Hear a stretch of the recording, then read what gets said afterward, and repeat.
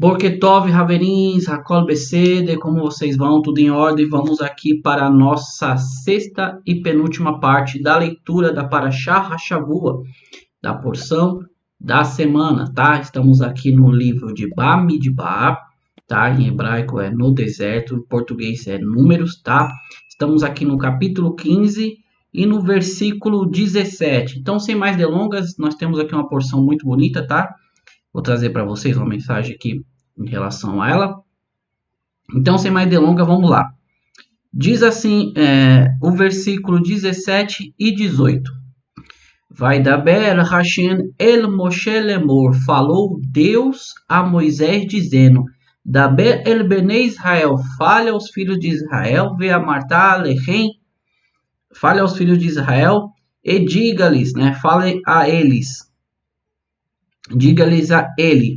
Bevoachen el haaretz, quando vocês entrarem na terra, asherani mevi, ou seja, que eu estou trazendo, eterrei chamar, que estou trazendo vocês. Então Deus vem falar para Moisés assim, dizer para os filhos de Israel, que quando eles entrarem na terra de Israel, a qual ele, Hashem, está os levando, o que eles vão fazer? Aí nós continuamos aqui justamente no versículo 19 que diz assim: E vocês comerem do pão da terra, vocês deixarão uma porção separada para Deus. Tá? Então nós entendemos aqui que Deus fala para o povo de Israel logo após ali, né, toda aquela situação com os espiões, deles terem ali falado mal de Eretz Israel, tá? Falado mal da terra de Israel. Deus vem e dá uma mitzvah, dá um novo mandamento para o povo, tá? O Midrash aqui, ele traz uma situação interessante. Ele vem e comenta que justamente o povo, ele havia ficado ali triste por toda a situação que havia cometido ali, né? Com a questão dos espiões, da questão deles terem falado mal, dos 10 ali, dos 12 terem morrido ali durante uma praga, tá? E para aqueles que se levantaram de manhã para tentarem ir e tomar a terra de Canaã sem Deus ter falado para eles que era para eles irem, acabaram morrendo também ali pela mão dos amalequitas. Então caiu, né, um espírito de tristeza dentro do povo, tá? Aí o Midrash, ele vem aqui no relato seguinte, que como que Deus faria agora, né, para novamente, como é que fala? Criar uma esperança dentro do povo. Por quê? Porque Moshe não sabia mais o que fazer agora. Como é que eu vou falar com esse povo? Eles estão desanimados, né? Deus havia acabado de falar que durante 40 anos eles vagariam pelo deserto, para que aquela geração ali que blasfemou contra a Eretz Israel, contra a terra de Israel, ela viesse a perecer no deserto. E quem adentraria seria uma nova geração que vinha através dos seus filhos, tá? Como Deus faria para reanimar, para provar que ainda ele estaria ali com o restante do povo de Israel, tá? Aí Deus vem dar uma nova mitzvah. A mitzvah de Hafrat Halá. Você vai separar a Halá, tá? Então, Deus vem aqui e traz uma instrução, tá? Vamos continuar o versículo aqui, vamos continuar no versículo 20. Aí nós vamos adentrar sobre esse assunto, tá? O versículo 20 fala assim, ó. O princípio de sua massa vocês deverão separar um filão como uma porção separada, assim como a terumá da eira. Da mesma forma vocês deverão separar. Ou seja, Deus fala assim, agora do que? A massa que vocês usam para fazer o pão, né? Vocês vão separar um filão, uma halá, tá?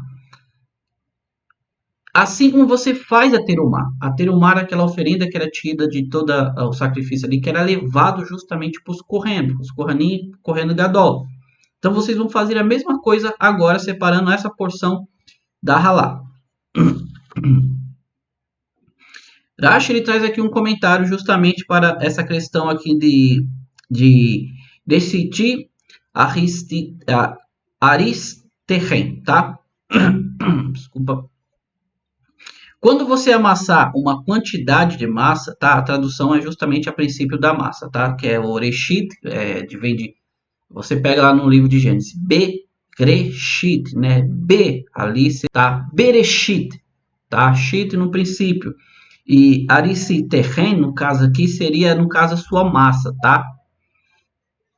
Aí Irache ele fala assim, quando você amassar uma quantidade de massa, conforme o que vocês estão acostumados a amassar no deserto, quanto é isso? Aí Irache vai falar de qual que é essa medida que tem que separar. Aí Irache fala assim, eles mediram com um homer, tá? Lembra que nós falamos com o homer, ele tinha uma medida certa ali a pessoa tirava, né, com a medida ali de 3 dedos, tá? A medida de homem por cabeça, tá? Aqui ele traz que seria mais ou menos ali quase 2,49 litros, tá? Acho ele traz aqui. Você deve separar de sua primeira parte, ou seja, antes de comer a primeira parte dela, você deve separar uma halá, um filão, né? Como uma terumá, uma oferenda ali para o sacerdote. Um presente para os Kohanim em nome de Deus. Tá? Tratado de Eruvim na página 83 aqui. Então, o Rashi traz uma explicação de qual que seria essa medida, tá? Que eles tinham que ter. Então, ele tirava uma medida ali da halá, tá? Daquela massa. Ele tinha que tirar primeiro a medida, depois, antes de assar o pão, tá? Então, enquanto ela estava preparando a massa, tá? Ela tirava essa medida de um homer dali, levava para o correndo, depois ele vinha, preparava a massa e assava o pão ali. Vamos lá, versículo 21. Do princípio, né, justamente, do reshit da sua massa, do princípio de sua massa, vocês deverão dar a Deus uma porção separada em todas as suas gerações, né, uma maledoro terreno, ou seja, por todas as suas gerações, ou seja, é um estatuto, enquanto vocês existirem, enquanto tiver a sua geração, esse é um estatuto que você vai fazer em todos os lugares que vocês estiverem, tá? Aqui tem uma questão em relação a ser feito dentro da terra de Israel, tá? Só que eu não quero abordar sobre isso aqui, mas nós vamos deixar bem claro que Deus tinha ordenado essa questão justamente quando eles entrassem, tanto que Deus fala justamente, né? Bevoahim, quando vocês entrarem El Haaretz, tá? A Sherani, ou seja, que eu dou, que eu vou levar vocês, né? Que eu estou trazendo vocês, né? Mevi. Então, esse princípio começou-se dentro dali quando eles adentrassem a terra de Eretz Israel, tá? Mas depois vem o exílio, tá? O Galut. Então, continuou-se tirando essa porção, nós vamos entender um pouquinho mais para frente aqui, tá? Nos próximos versículos. Vamos lá. Se vocês inadvertidamente errarem e não observarem todos esses mandamentos que Deus falou a Moshe, tudo o que Deus ordenou a vocês através de Moisés, desde o dia em que Deus ordenou em diante por todas as gerações, ou seja, ele fala assim, ó, a proibição da idolatria faz parte da regra geral de todas as mitzvot, tá? A Avodat Zarah, que no caso seria a idolatria, você fazer um serviço estranho a Deus, tá? Todas as mitzvot, cuja transgressão involuntária implica trazer um touro de expiação. E aqui a Torá a retirou da regra geral, estabeleceu sua lei em um touro como oferenda do tipo de olá, aquela que era a oferenda totalmente queimada, tá? Um cabrito como oferenda do tipo ratate de pecado, ou seja, Rashi ele traz esse comentário para explicar em relação à idolatria, da onde que Deus fala da questão do mandamento que aqui, que no caso a pessoa faz inadvertidamente, ou seja, ela faz sem ser falado para ela que aquilo ali era errado, tá? Então o Rashi vem aqui e implica a questão de trazer um touro de expiação, que aqui foi tirado de toda uma regra geral da Torá, tá?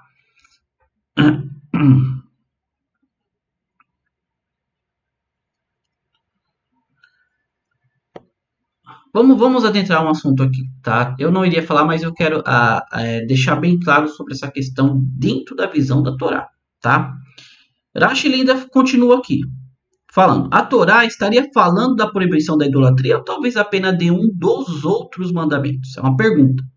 Para esclarecer essa questão, a Torá diz todos esses mandamentos, como Deus fala aqui para Moshe, como nós acabamos de ler, que Deus fala assim: não observai todos esses mandamentos que Deus falou a Moshe, tudo que Deus ordenou a vocês através de Moshe, desde o dia que Deus ordenou em diante por todas as gerações. Ou seja, ele traz que realmente, quando Deus falou lá para Moshe, lá no monte, quando Deus se revelou para o povo lá no Monte Sinai, então Deus está falando de todos os mandamentos, né? Kol ha-mitzvot, todos os mandamentos.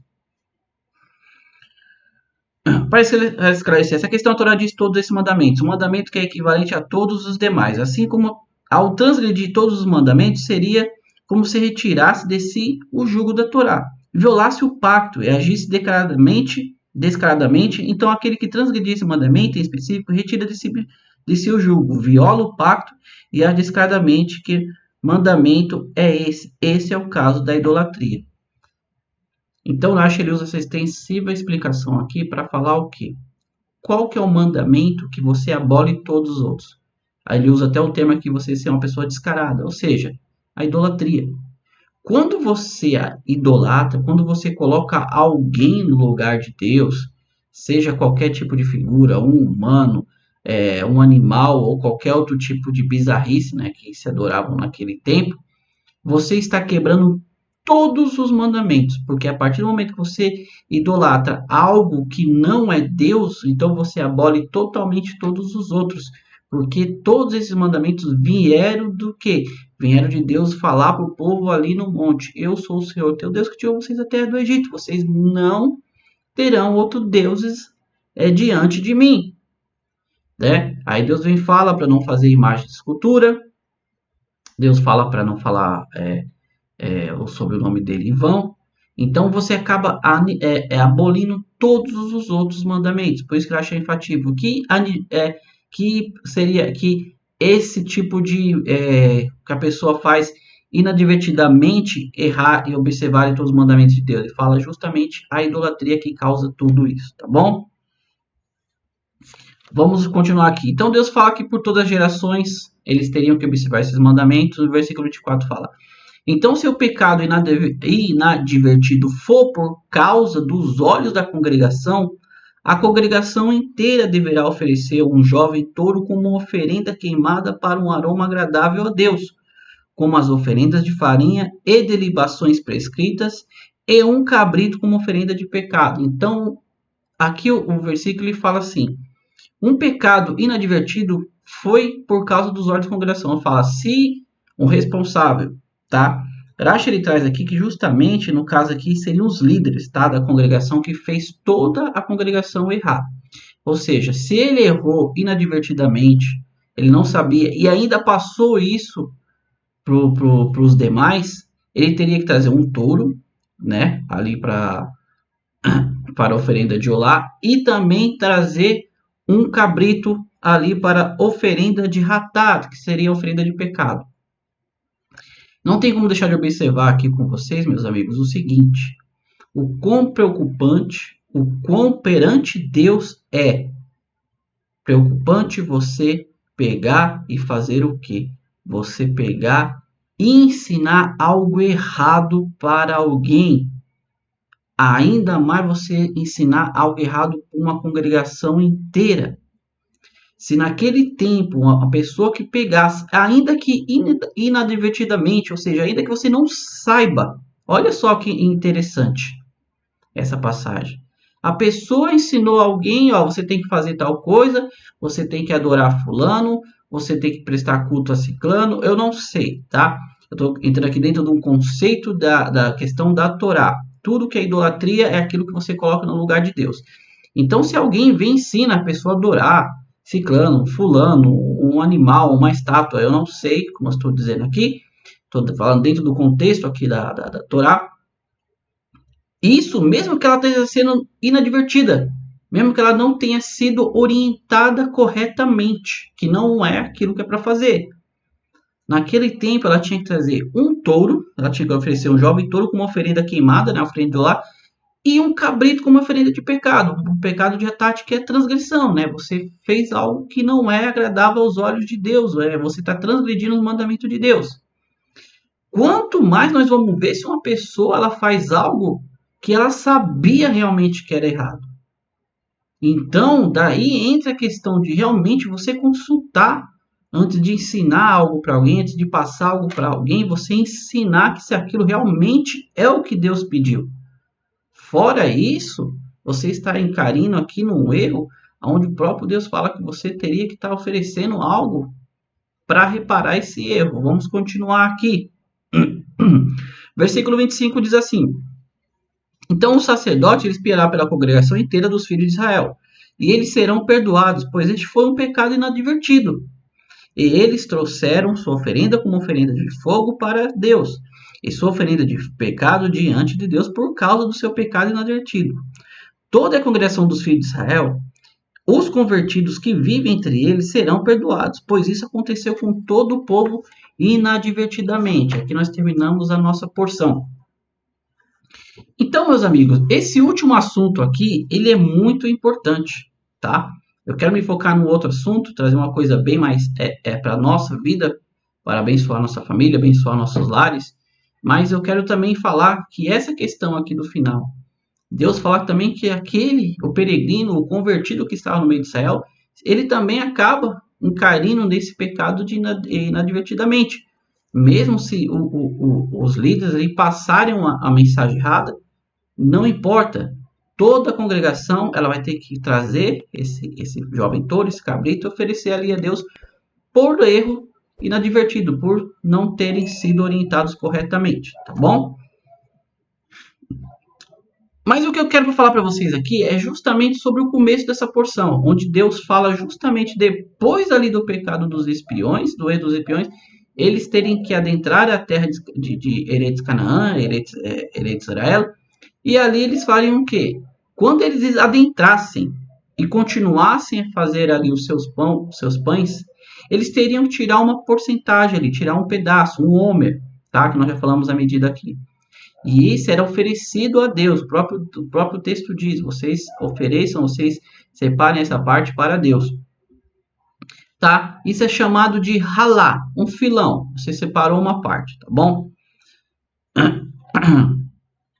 E justamente do que era, quais eram, que eu posso dizer assim, quais eram os 5 tipos de cereais que eram tirado essa porção, a halá. Então você tem na Torá, você tem o trigo, a cevada, você tem a aveia, espelta e o centeio. Era desse que você tinha que tirar essa medida quando preparasse ali a massa, tá? Ou seja, ralar um filão. Hoje em dia, nós não fazemos mais a questão de você dar ao corrente. Por quê? Primeiro que você não tem mais o templo. No caso, nós estávamos falando ali no Mishkan. Tá? Então, se você não tem o templo, você também não tem mais ali o serviço dos Kohanim. Embora se hoje ainda sabe de quem tribo a pessoa é, no caso de Yehudá e Levi, se não é Levi, é Israel, ou seja, se você ainda se sabe hoje quem é da tribo de Levi, você não tira mais da sua massa e dá ao corrente, tá? Porque não temos mais, no caso aqui, realmente o templo, tá? Então, todos eles aqui se encontram ainda num estado que todos nós se encontramos no estado de pureza porque não temos mais ali aquela água que era feita ali da vaca vermelha para purificar as nossas impurezas rituais, tá? Mas qual que é o significado? Qual que é o significado profundo da separação da halá? Vamos voltar aqui no tempo, tá? Esse Midrash, ele conta o seguinte, que Deus, para criar o homem, o que Deus fez? Deus pegou um pouquinho da terra dos 4 cantos do mundo que Deus havia criado. Ele pegou terra ali de todo o canto do mundo. Pegou um pouquinho também da água de todos os mares do mundo ali. E o que Deus fez? Deus formou uma argila, né? Formou uma argila com toda essa terra e essa água. E a partir dessa massa ele formou quem? Adão, tá? Vamos entrar aqui no contexto um pouquinho do hebraico, para nós podermos entender, como eu estou dizendo aqui. As pessoas traduzem, né? É traduzido Adão, né? Como se fosse, como é que eu posso dizer? como se fosse algo, como se fosse um nome ali pessoal. Mas vamos lá. Adão, em hebraico, é homem, tá? É o ser humano, tá? Aí você teria que conhecer um pouquinho da palavra ish, chá, ele, ela, tá? É uma questão aqui, teria que ser uma aula de hebraico para nós adentrarmos aqui. Mas vamos nos focar aqui na questão do Adão, tá? Tanto que se você for pegar no texto português traduzido, tá escrito assim, né? E formou o Senhor, né? E formou o Senhor Deus o homem da terra, por isso o chamou de Adão. Você vê que no português se perde totalmente o sentido da frase. Porque se Deus formou o homem da terra e chamou ele de Adão, o que tem a ver a palavra Adão com homem, né? O que tem a ver a palavra terra com homem? Ó, você vai pegar no texto hebraico, então você vai pegar assim: Adão veio o quê? Qual que é a palavra para terra? Adamá. Por isso Deus chamou, né? Chamou Adão ali de Adão, porque da terra Adamá ele o tirou. Agora em português você perde totalmente o sentido, né? Então Adão aqui, quando Deus criou, ele formou o homem da terra, então Adamá, da terra. Bom, então nós pegamos aqui aonde vamos chegar. Então Deus formou o homem. Quando Eva oferece a Adão ali o fruto da, da, a, da árvore ali, né, do conhecimento, da Eret Adatz, a árvore do conhecimento, e oferece a Adão, Adão come. Quando Adão come, ele perde todo aquele nível que ele tinha de pureza e acaba se tornando um ser impuro.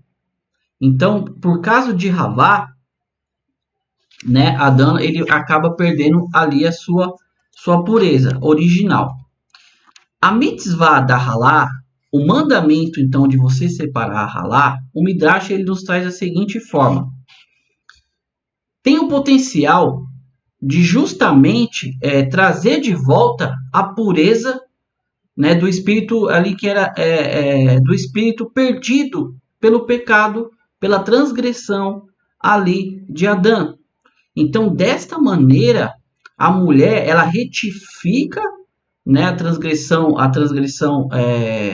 antiga com justamente a separação da halá. Ou seja, a mulher, vamos explicar melhor aqui. Toda as vésperas de Shabat, sexta-feira, tá? Nos lares judaicos é feito o quê? Você vai preparar o seu pão. Você vai preparar ali a que chamamos de halá, tá? Toda sexta-feira é feito. Então você vai pegar essa massa, tá? Hoje se tem uma medida específica, tá? Não é assim feito de qualquer jeito. Você tem que ter um tanto de massa para que você possa tirar essa medida e ainda poder pronunciar a brahá, que é a bênção sobre aquela separação. Então, se você tem uma medida inferior, tá? Eu não vou entrar aqui na medida correta, porque isso aqui não é um shiur de Shulchan Aruch, tá? De especificações técnicas, tá? Mas tem uma especificação técnica dessa medida. Então, você separa essa massa, tá? Coloca ali do lado, você não vai oferecer o correndo. O que é feito dessa massa? Você pega ela e queima, tá? Você queima ou no forno ou na boca do fogão, isso aí vai depender do costume de cada povo, né? Os sefradias, que nascem em cada um, depende, tem um costume diferente, tá? Mas ambos fazem a mesma coisa, eles separam aquela massa e eles queimam, já porque, ou seja, você não vai ter proveito dela, tá? E o restante você faz ali o seu pão, que é feito em toda sexta-feira, por isso temos duas halotes, né? Nas nossas mesas na véspera de Shabat. Então, quando a mulher, tá? Isso é uma obrigação da mulher, tá? Tudo isso é feito pela mulher. Quando a mulher judia ela faz isso, ela está retificando aquele erro que Havá fez em oferecer um fruto do Etz Adat para Adão, que fez ele ficar em impureza espiritual e assim perder o seu status de perfeição. Então, a mulher fazendo isso, ela retifica, tá? Por isso, toda sexta-feira é feito justamente isso, tá? Mas para nós nos aprofundarmos um pouquinho aqui. A bênção no lar, ela paira sobre o lar, tá? Através da mulher judia.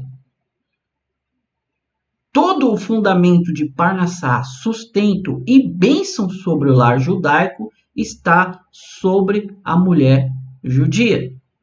Então, o que acontece? Ela é responsável pelo sustento que traz o marido, a bênção sobre o marido vem sobre a mulher, tá?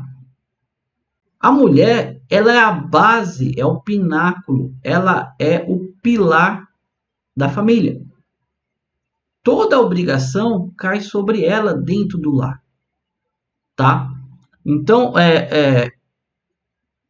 um lar, para ele ser abençoado, a mulher ela tem que estar em total comunhão ali com o Hashem, tá? Por isso essa obrigação dela em toda sexta-feira, ela fazer essa separação da halá, ela separa, queima-se ali, então ela está retificando ali justamente os erros, o erro de Ravá, tá? Para nós fecharmos essa mensagem, quando Deus pediu para o povo adentrar a terra de Canaã, fazer essa mitzvah de separar, Deus também estava dizendo: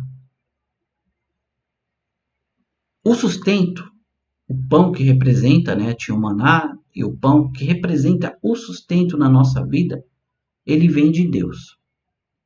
Nada a mais disso. Não é pelo seu mérito, não é pela sua capacidade, não é pelo seu intelecto.